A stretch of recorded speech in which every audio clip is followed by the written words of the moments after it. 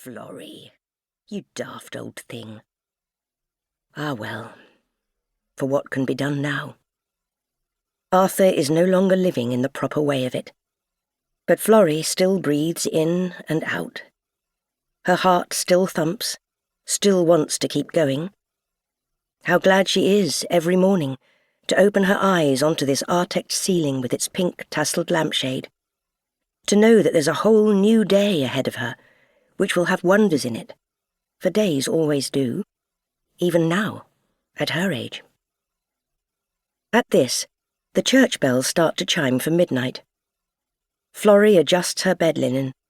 She lifts off her spectacles and sets them on her bedside table, alongside her novel and dried lavender, and counts the 12 sonorous bongs of St. Mary's. She listens for the lovely, deep hush that follows them.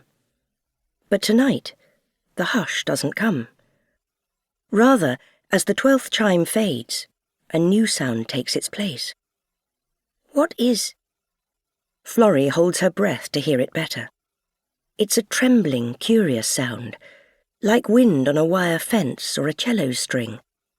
Or it's the lonesome call of the tawny owl that lives in the beechwoods, so that Florrie reaches, then, for her hearing aids, and turns up the volume, hoping she may hear the owl more clearly, for she adores owls, and has done since girlhood. But it is not the owl, or cello music. It is crying. There's no mistaking it. Someone is crying beyond her bedroom window. A tender, private crying, as if the person cradles an injured thing. The sound drifts between the parted curtains into Florrie's room, so that she stares wide-eyed and thinks, who on earth can this be? Crying at midnight, on the white painted bench outside her window. But Florrie knows the answer. It isn't just Florrie who misses Arthur Potts. Renata. How she must glow at this hour, with her white blonde hair and pale skin. How tiny she must look on that bench, folded, angular, all wrists and collarbones. For whilst she has always been small, she seems even smaller than she did before Arthur died. Indeed, there's such a sadness in Renata these days that Florrie would love to dismantle her, to take this sadness out of her, as if it were an actual tangible thing like a swallowed button or a kidney stone. For whilst they all mourn Arthur's death and the way of it, Renata blames herself too. Florrie knows this because she's overheard her, murmuring, I should have, or if only. At his funeral, Renata had pressed her fist to her chest as though it physically hurt.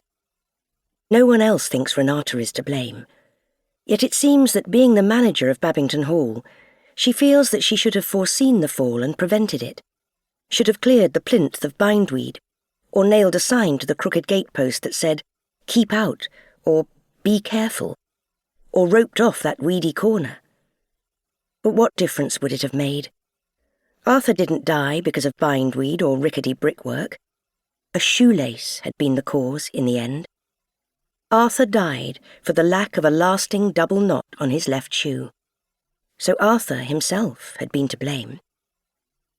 Poor Renata. Dear creature. What to do? Florrie wants to help. She wants to take Renata's hand and comfort her. She'd like to dab those crying eyes with a cool flannel whilst murmuring, there now, as a mother might. Perhaps she should call out through the window. Or she could pull the emergency cord that's installed in the corner and summon the night staff so they could rush to Renata, arms out, and lead her inside. And briefly, Florrie considers this idea. But then Renata cries here, of all places, in the darkest corner of the courtyard, near the potted hosta and crumbling wall where the wren makes her nest. Nobody lives in this part of Babington except for Florrie herself, who is hardly any trouble, being 87, one-legged, and as deaf as a saucepan without her hearing aids. She suspects, therefore, that Renata doesn't wish to be helped. So Florrie doesn't pull the cord. Instead, she unhooks her hearing aids, sets them down and takes a sip of water. She adjusts her bed linen until she's satisfied, and turns out.